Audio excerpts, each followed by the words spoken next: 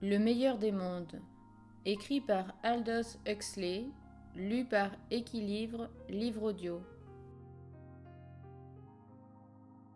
Tout est pour le mieux dans le meilleur des mondes possibles. Voltaire, Candide. Cet ouvrage a été publié en langue anglaise sous le titre Brave New World, avec l'épigraphe suivante en français.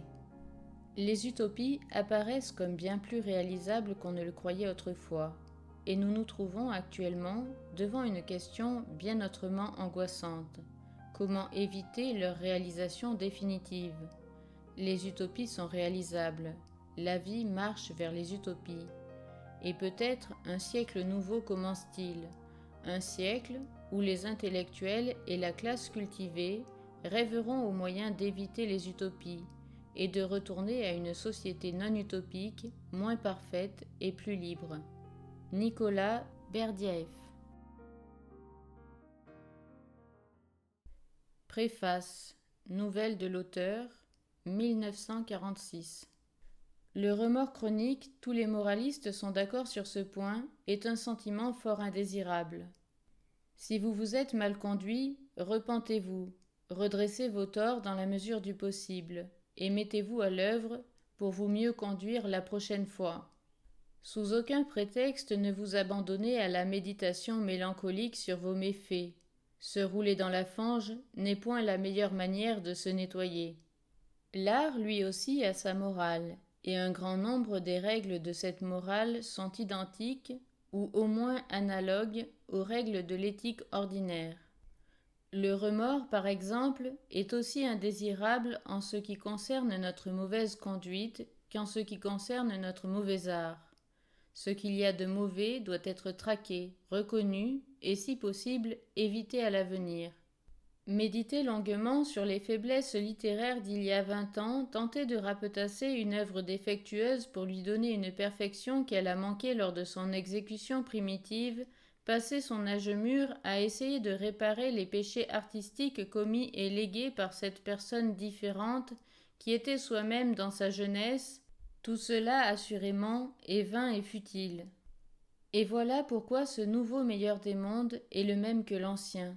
Ses défauts, en tant qu'œuvre d'art, sont considérables, mais pour les redresser, il m'eût fallu réécrire le livre, et au cours de ce travail de rédaction nouvelle, auquel je me serais livré en qualité de personne plus âgée et différente, je me déferais probablement non seulement de quelques-uns des défauts du récit, mais aussi des quelques mérites qu'il a pu posséder à l'origine. C'est pourquoi, résistant à la tentation de me vautrer dans le remords artistique, je préfère me dire que le mieux est l'ennemi du bien, comme le pire est celui du mal, et penser à autre chose. Entre-temps, il me semble cependant qu'il soit utile de citer tout au moins le défaut le plus sérieux du récit, qui est celui-ci.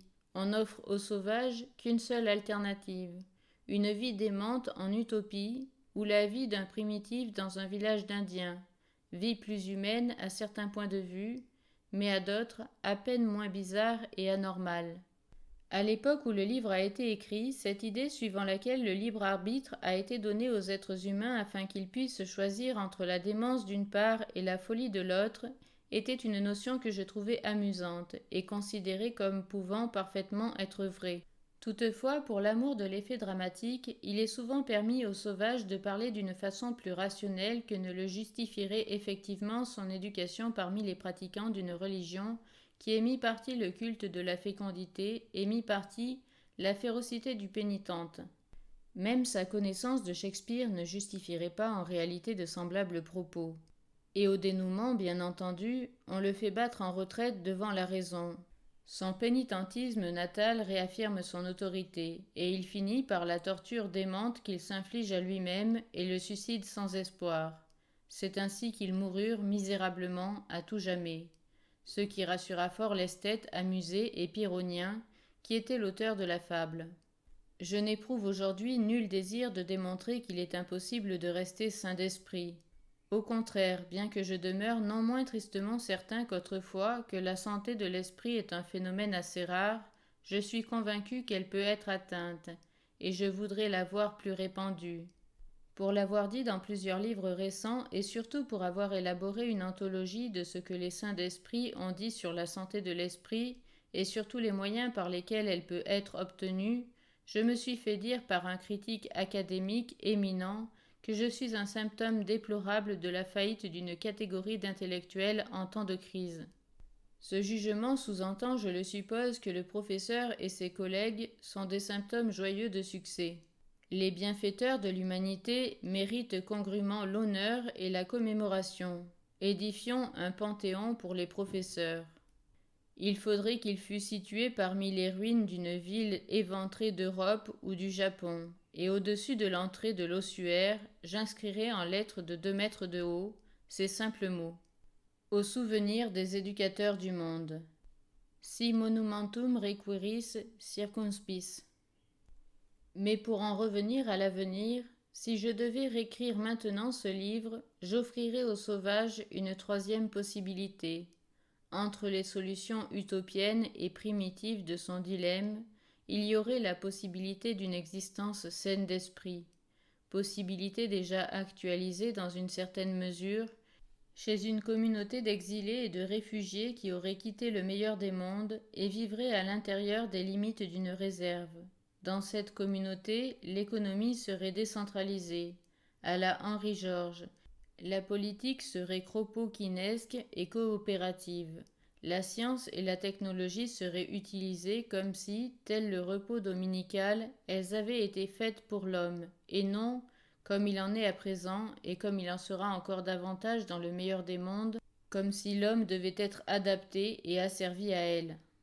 La religion serait la poursuite consciente et intelligente de la fin dernière de l'homme, la connaissance unitive du Tao ou logos immanent, de la divinité ou Brahman transcendante, et la philosophie dominante de la vie serait une espèce d'utilitarisme supérieur dans lequel le principe du bonheur maximum serait subordonné au principe de la fin dernière. La première question qui se poserait et à laquelle il faudrait répondre dans chacune des contingences de la vie étant comment cette pensée ou cet acte contribueront-ils ou mettront-ils obstacle à la réalisation par moi-même et par le plus grand nombre possible d'individus à la fin dernière de l'homme.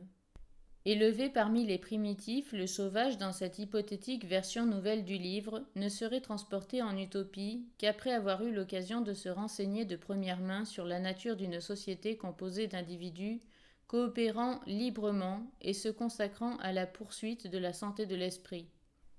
Ainsi modifié, le meilleur des mondes posséderait quelque chose de complet artistiquement, et si l'on peut se permettre d'employer un si grand mot au sujet d'un ouvrage d'imagination, philosophiquement, qui lui fait évidemment défaut sous sa forme actuelle.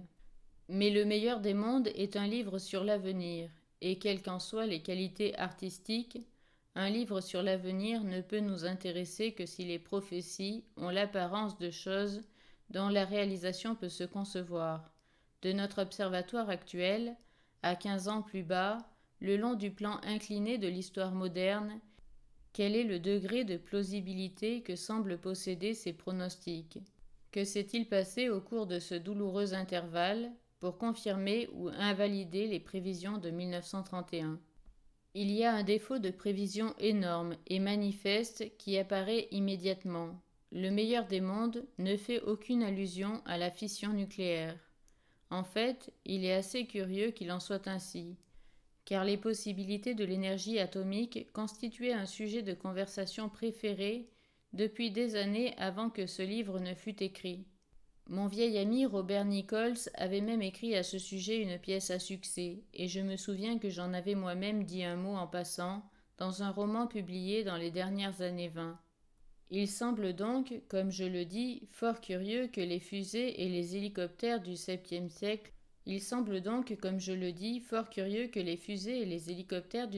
siècle de notre Ford n'aient pas eu pour puissance motrice des noyaux en désintégration. Cet oubli peut n'être pas excusable, mais du moins il peut s'expliquer facilement. Le thème du meilleur des mondes n'est pas le progrès de la science en tant que tel, c'est le progrès de la science en tant qu'il affecte les individus humains. Les triomphes de la physique, de la chimie et de l'art de l'ingénieur sont pris tacitement comme allant de soi. Les seuls progrès scientifiques qui y soient spécifiquement décrits sont ceux qui intéressent l'application aux êtres humains, des recherches futures en biologie, en physiologie, en psychologie. C'est uniquement au moyen des sciences de la vie que la qualité de la vie pourra être modifiée radicalement. Les sciences de la matière peuvent être appliquées d'une façon telle qu'elles détruiront la vie ou qu'elles rendront l'existence inadmissiblement complexe et inconfortable. Mais à moins qu'elles ne soient utilisées comme instruments par les biologistes et les psychologues, elles sont impuissantes à modifier les formes et les expressions naturelles de la vie elle-même. La libération de l'énergie atomique marque une grande révolution dans l'histoire humaine, mais non, à moins que nous ne nous fassions sauter en miettes et ne mettions ainsi fin à l'histoire. La révolution finale est la plus profonde. La révolution véritablement révolutionnaire se réalisera non pas dans le monde extérieur, mais dans l'âme et la chair des êtres humains. Vivant comme il l'a fait à une époque révolutionnaire, le marquis de Sade s'est tout naturellement servi de cette théorie des révolutions afin de rationaliser son genre particulier de démence. Robespierre avait effectué le genre de révolution le plus superficiel, la politique. Pénétrant un peu plus profondément, Babeuf avait tenté la révolution économique. Sade se considérait comme l'apôtre de la révolution véritablement révolutionnaire, au-delà de la simple politique et de l'économique, de la révolution des hommes, des femmes et des enfants individuels, dont le corps allait devenir désormais la propriété sexuelle commune de tous et dont l'esprit devait être purgé de toutes les connaissances naturelles, de toutes les inhibitions laborieusement acquises de la civilisation traditionnelle. Il n'y a bien entendu aucun lien nécessaire ou inévitable entre le sadisme et la révolution véritablement révolutionnaire. Sade était un fou, et le but plus ou moins conscient de sa révolution était le chaos et la destruction universelle. Les gens qui gouvernent le meilleur des mondes peuvent bien ne pas être saints d'esprit au sens qu'on peut appeler absolu de ce mot. Mais ce ne sont pas des fous, et leur but n'est pas l'anarchie, mais la stabilité sociale. C'est afin d'assurer la stabilité qu'ils effectuent par des moyens scientifiques la révolution ultime, personnelle, véritablement révolutionnaire. Mais en attendant, nous sommes dans la première phase de ce qui est peut-être l'avant-dernière révolution. Il se peut que la phase suivante en soit la guerre atomique, auquel cas nous n'avons pas à nous préoccuper des prophéties au sujet de l'avenir. Mais il est concevable que nous puissions avoir assez de bon sens, sinon pour cesser complètement de nous battre, du moins pour nous conduire aussi raisonnablement que l'ont fait nos ancêtres du XVIIIe siècle. Les horreurs inimaginables de la guerre de 30 ans ont bel et bien appris quelque chose aux hommes, et pendant plus de 100 ans, les hommes politiques et les généraux de l'Europe ont sciemment résisté à la tentation de faire usage de leurs ressources militaires jusqu'à la limite de leur capacité de destruction, ou, dans la plupart des conflits, de continuer à se battre jusqu'à ce que l'ennemi fût complètement anéanti. C'étaient des agresseurs, bien entendu, avides de profit et de gloire, mais c'étaient également des conservateurs, résolus à garder à tout prix intact leur monde en tant qu'entreprise florissante. Au cours des 30 dernières années, il n'y a pas eu de conservateurs. Il n'y a eu que des radicaux nationalistes de gauche et des radicaux nationalistes de droite. Le dernier homme d'État conservateur a été le 5e marquis de Lansdowne. Et lorsqu'il écrivit une lettre au Times pour suggérer de mettre fin à la guerre par un compromis, comme il avait été fait pour la plupart des guerres au XVIIIe siècle, le rédacteur en chef de ce journal, jadis conservateur, refusa de l'imprimer.